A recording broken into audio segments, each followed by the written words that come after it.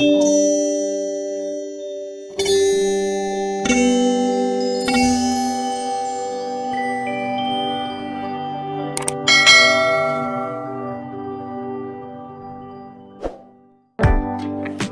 teman-teman, selamat berjumpa dengan saya di Neo Channel. Hari ini saya akan mengajak teman-teman belajar dan mencari tahu bersama-sama. Coba teman-teman perhatikan gambar di bawah ini. Bentuknya lingkaran berwarna hitam dan sepertinya bahannya dari karet. Kira-kira apakah teman-teman tahu benda apa itu? Sekali teman-teman, ini adalah gambar beberapa ban kendaraan dan saya yakin teman-teman pasti sudah biasa melihatnya. Di mana sih teman-teman biasa melihatnya? Kalau saya sih biasanya melihatnya pada kendaraan seperti motor, mobil, dan pesawat terbang. Sekarang coba kalian perhatikan, berapa sih jumlah ban pada motor?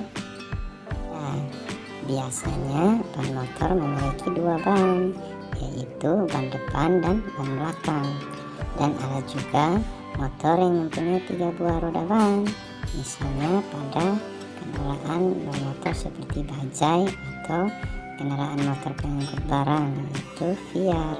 Sedangkan kalau kita perhatikan mobil, biasanya terdapat 4-12 buah ban.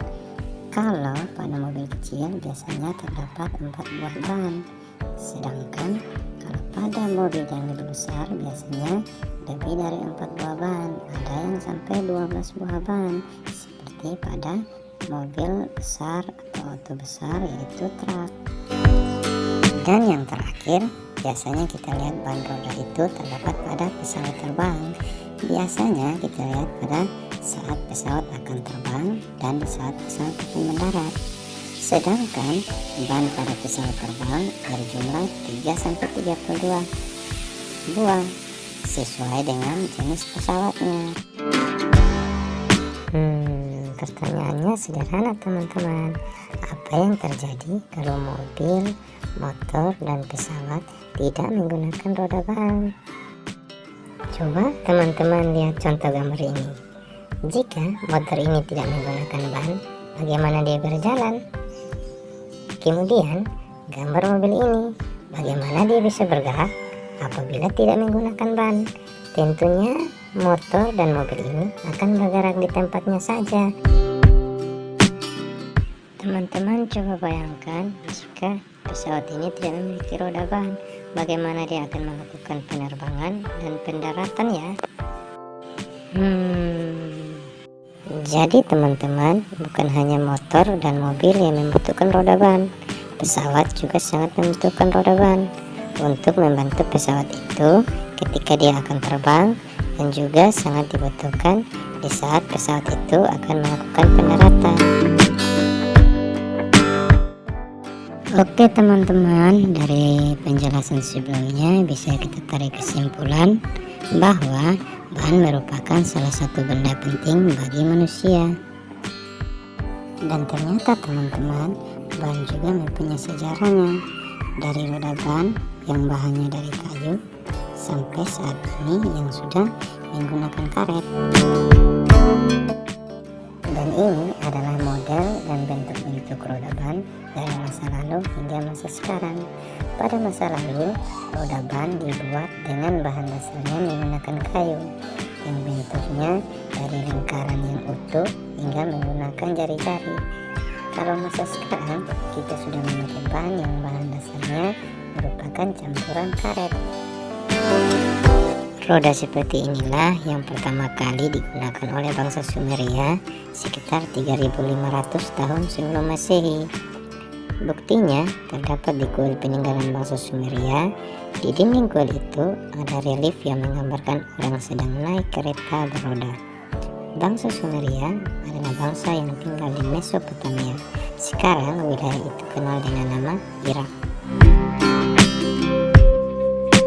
Namun pada roda kayu ini juga memiliki kelemahan seperti retak dan patah.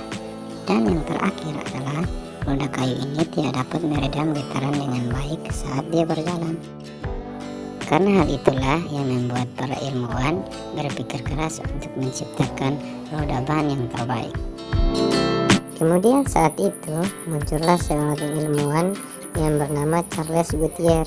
Dia adalah seorang yang berkebangsaan Amerika Serikat yang lahir pada tanggal 29 Desember 1800 di New Haven. Oh iya teman-teman, sekedar info, Bapak Charles Goodyear adalah seorang pedagang yang bangkrut, dan Bapak Charles Goodyear pernah dipenjarakan karena terlilit utang. Dan setelah kejadian itu, pada tahun 1830, Bapak Charles Goodyear sangat tertarik untuk menggeluti dunia karet. Oleh karena itu, Bapak Charles Goodyear mendirikan sebuah perusahaan untuk membuat ban karet. Namun, selama 7 tahun, usaha Bapak Charles Goodyear belum mendapatkan hasil. Akan tetapi, itu semua tidak membuat Bapak Charles Goodyear berhenti untuk berusaha. Dia terus berusaha mencampur bahan karet dengan banyak campuran lainnya. Akan tetapi, lagi-lagi Bapak Charles Goodyear belum mendapatkan hasil yang sesuai. Dan akhirnya pada tahun 1839, keberuntungan pun datang padanya. Lewat hal yang tidak terduga, dengan tidak sengaja Bapak Charles Goodyear ketika mencuci tangannya, dia menjatuhkan campuran bubuk ke dalam tungku api yang terdiri dari campuran karet dan belerang. Dan bahan itu kemudian berubah menjadi karakter kulit yang elastis. Dan akhirnya karakter kulit yang elastis itu disebut dengan proses vulkanisasi karet. Dan apakah teman-teman tahu apa sih vulkanisasi karet itu? Jadi teman-teman, pengertian vulkanisasi karet secara sederhana adalah pembuatan suatu barang di mana karet dicampur dengan belerang. Proses vulkanisasi karet mempunyai beberapa tujuan. Yang pertama, menaikkan mutu karet. Yang kedua, agar memberikan sifat keras pada karet. Yang ketiga, agar tahan terhadap suhu panas atau dingin. Yang keempat, agar tahan geseran. Yang kelima, agar tahan disimpan lama. Yang keenam, untuk menghemat karet.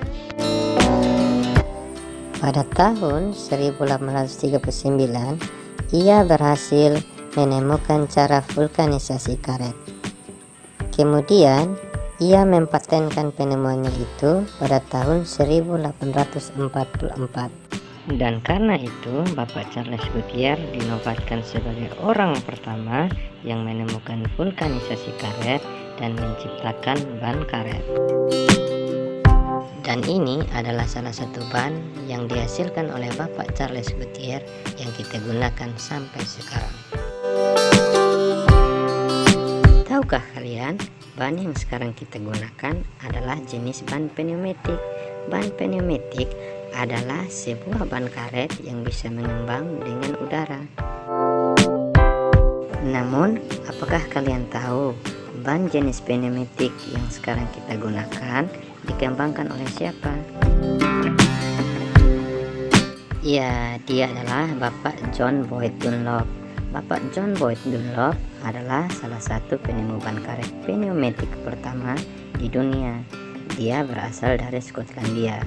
Dia lahir pada tanggal 5 Februari 1840 dan dia meninggal pada tanggal 23 Oktober 1921. Bapak John Boyd Dunlop memiliki gagasan untuk membuat sebuah ban karet yang bisa mengembang dengan udara, sehingga bisa menyerap guncangan yang apabila digunakan untuk perjalanan jarak jauh dapat lebih efektif daripada benda padat. Dan kemudian gagasan serta hasil karya dari Bapak John Boyd Dunlop menunjukkan peningkatan yang luar biasa dalam kemampuan mengemudi di semua jenis medan. Bukan hanya itu saja, ban ini pun kemudian dapat membuat kendaraan jauh lebih mudah dan cepat karena adanya penurunan resistensi antara roda dan tanah. Dari hasil karyanya, Bapak John Boyne Dunlop sekarang dikenal sebagai penemu penting yang membuat proses berkendara dapat dengan mudah dilakukan di semua jenis permukaan jalan. Karena itu, kita harus berterima kasih ya teman-teman kepada Bapak Charles Goodyear dan Bapak John Boyne Dunlop atas hasil karya-karya mereka yang kita nikmati sampai sekarang. Itulah sedikit informasi tentang penemuan ban karet yang kita gunakan sampai saat ini ya teman-teman. Semoga video ini bisa bermanfaat bagi teman-teman semua.